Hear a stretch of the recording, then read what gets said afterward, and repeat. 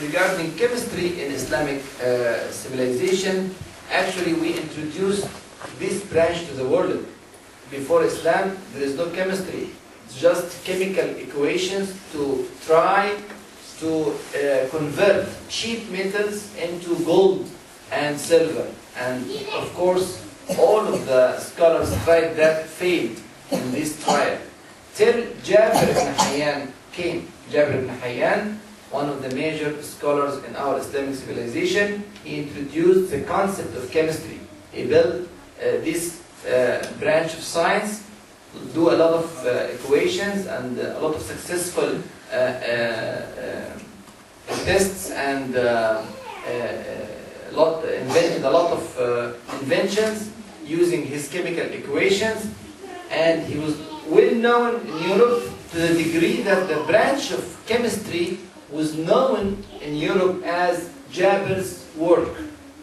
Jabir's work for years and years. Before the term chemistry is used, this branch of science was known as Jabir's work. Jabir ibn Hayyan, Jabir's work. He introduced or he developed the glass.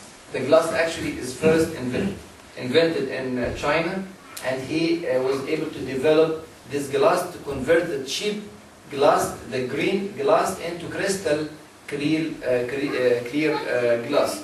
And also the crystal, well known nowadays, the crystal is an Islamic invention introduced by Abbas ibn Firnas, may Allah bless him, one of the scholars of Andalus. Also, Jabir ibn Hayyan was able to manufacture papers resistant to fire 1300 years ago. And he used these papers to write Al-Quran Al-Karim, the most important reference that we have. He wrote this book on the papers that resist fire to protect Al-Quran Al-Karim.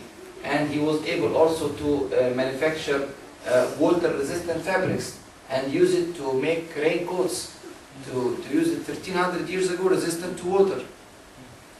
And he was able also to calculate the specific weight for many minerals very, very accurately. Regarding geography in Islamic civilization, I'll show you a map, amazing map actually. The first drawing of an accurate map of the world, drawn 1000 years ago by El-Idrisi. El-Idrisi is a very famous scholar specialized in geography. He drew this map 1000 years ago. Look to the map. He drew the world, Africa, Europe, Asia, from the Atlantic Ocean to the Pacific Ocean, including Mediterranean Sea, Indian Ocean, Red Sea, Black Sea. Look to the details of Spain, Andalus, France, Italy, England, and the whole Africa, and till the east shore of China. Imagine how a man in this era can draw a map like this. Not only that, he drew this map on a ball to prove to us that he knows that the earth is the ball. After the era of El-Idrisi, by 300 years in Europe, when Galileo and Copernicus said that the earth is the ball and the earth circles around the sun, they imprisoned them. They put them under trial because they are doing research telling that the earth is a ball. But this fact was known by the Muslims 300 or 400 years before Europe. And he drew this map over a ball, like this. And this is a map of El-Idrisi. The old geographians used to draw the north down and the south up. And here is the east and here is the west. So to understand the picture, you have to flip it upside down, or you can stand on your head. To be able to visualize the accuracy of the map. I'll make it easy for you. I'll flip it for you, like this. So this is this is the map of El-Idrisi.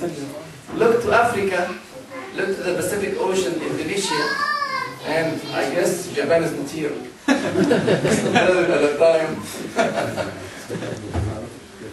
Amazing, actually. 1,000 years ago, how this man can do this?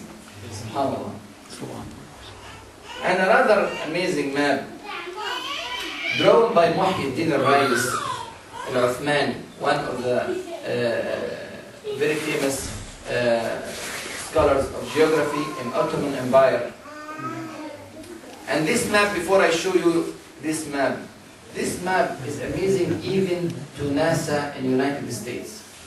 They took the map and they started to study how this man can draw this map. 500 years ago, Muhyiddin al-Rais died in 1513, 500 or more, 500 years ago. And he was able to draw a very, very accurate map to look to the east shore of North America and South America. 500 years ago, he died in 1513.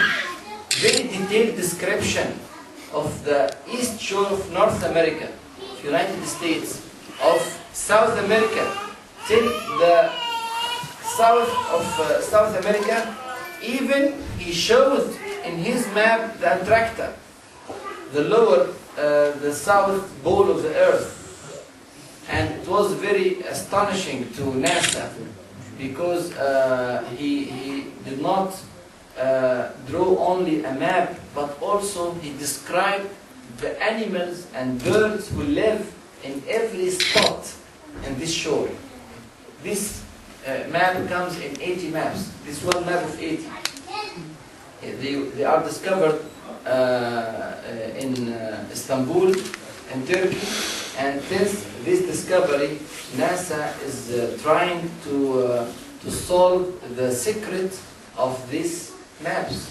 We don't know till now how this man was able to draw this map in this accuracy. Of course, he has a huge team of workers that can make screening of the shore from the north to the south, and he was in the era of Christopher Columbus at the same time. But Christopher Columbus just arrived to the east shore of North America.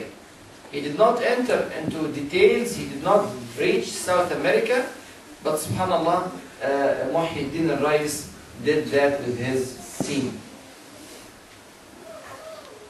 Algebra is actually an Islamic invention too.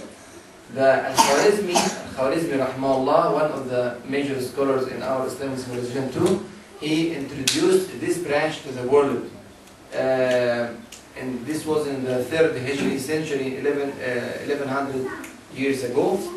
Also, we introduced the number 0 in numbering. We are the first who use the 0 in numbering, and we are the inventors of the Arabic numerals. 1, 2, 3, 4 is an Islamic invention. It's not an English invention, actually. And it is known till now as the Arabic numerals. And we used the angles to shape these numbers. Look to the role of angles in shaping the Arabic numerals. Number 1 has 1 angle, and number 2 has 2 angles, 3 angles, so on, till 9 has 9 angles.